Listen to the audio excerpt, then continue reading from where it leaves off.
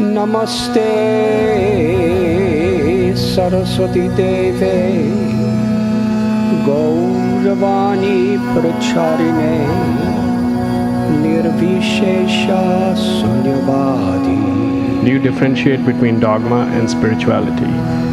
And where do you draw the line? And the second question is, you talk about us being greedy, having negative energy. And the question I have is any thoughts on why were we created that way to begin with? Why be created ill and then be commanded to be well? Can you say that last question clearly? Why were we created ill and then were commanded to be well? Thank you.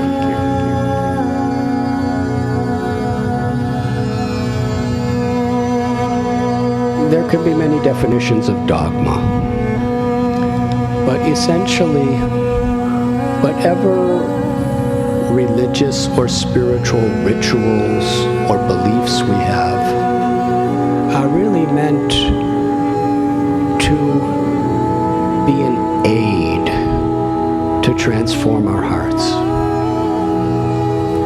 Just like, for example, you want to send a letter to someone.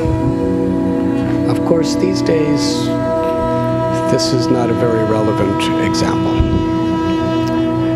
In the old days, when I grew up, we used to have envelopes. And we'd put the address in the envelope, and we'd put the stamp on the envelope, and then we'd send it. Nobody cares about the envelope. They want to see what's the content of what's inside the envelope.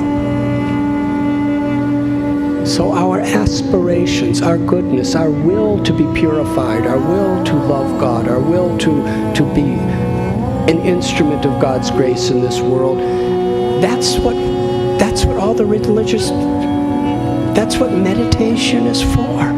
That's what ritual is for. It's a form in which we can communicate. When we identify our religion with the envelope and we don't really concern ourselves with the content of what is our character, what are we asking for, what are we offering, what are we giving?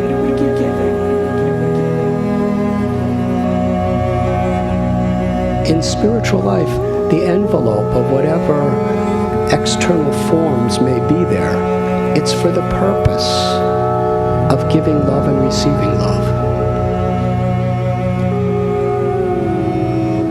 But if the content in our heart is envy or ego, arrogance, and that's what we're using the envelope of our religious rituals for, that's not religion at all.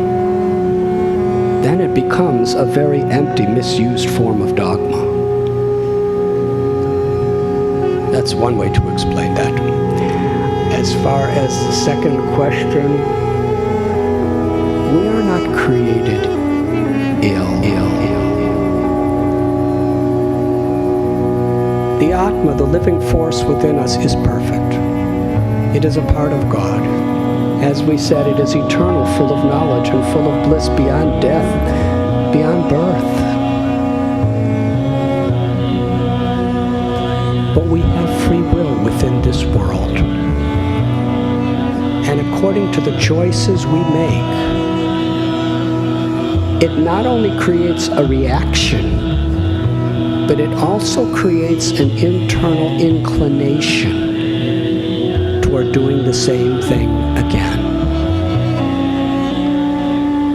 A crude example. Most of us are not born with an unbearable craving to smoke cigarettes.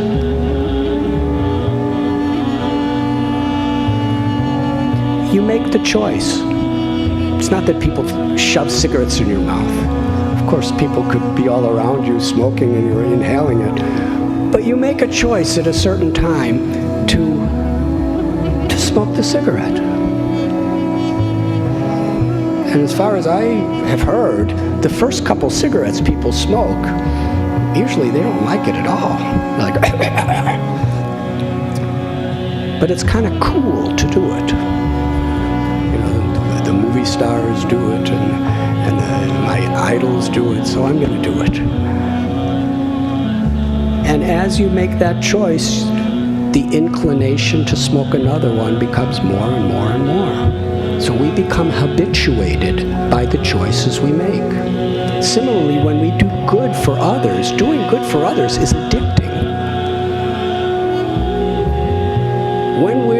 When we criticize other people, every time we choose to criticize someone, we become more habituated to respond to a situation through criticism.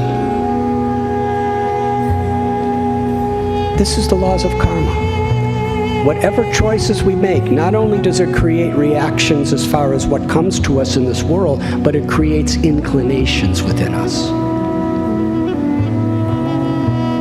So the greed and the arrogance and the envy and even the cruelties of this world, as well as the goodness and the compassion and the forgiveness, these inclinations we have are very much due to how we have programmed ourselves, by how we have chosen to act in the past. And the present moment is how we're programming the way we experience and see the world for the future. What is going to be our inclinations? You see, you can't change what we've done in the past. But whatever comes as a reaction, we have the free will how we're going to respond. If something negative comes and we choose to respond in a positive way, then we are creating positive karma. And not only that, but we will have a greater inclination. There's a Native American Indian example, which I think very suitably addresses this question, that there are two dogs within each of us. There's a good dog, and there's a bad dog. The good dog represents our divine nature. Forgiveness, humility, kindness, responsible self-control, decency in how we do our business. I know some of the wealthiest people, they earn their money with integrity and they spend it with compassion. And they're as competitive as anybody could be and successful as anybody can be, but they built it on this foundation of love.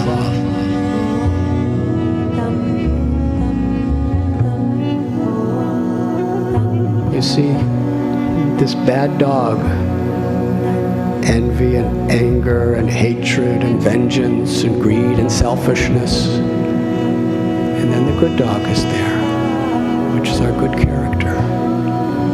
And they're both trying to demand our attention. I think we all have that experience. And for some people, that bad dog really barks loud.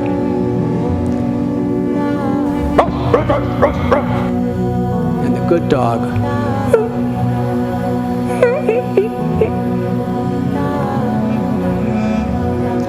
which dog is going to control us? Which dog is going to bark the loudest within us? It's the one we choose to feed. Real culture, real humanity is to learn the art in every situation, even if it's challenging, to feed the good dog within us and neglect the bad dog.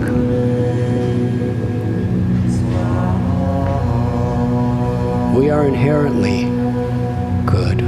We are inherently godly. To reorient ourselves to our true nature, it's the greatest need for fulfillment within our own lives, and it's the greatest need within the world, within within our tradition, we chant these mantras, or the beautiful sweet names of God. And the purpose of that is simply like a mirror. When you look in a mirror, you're supposed to see yourself, but when it's covered with dust, you see dust.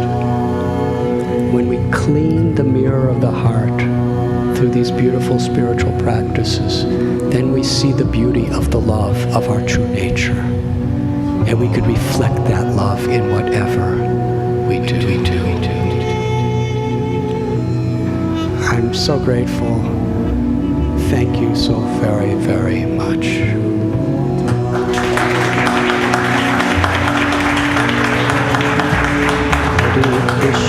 Hare Krishna, Krishna Krishna, Hare Hare, Hare Rama, Hare Rama, Rama Rama, Hare Hare.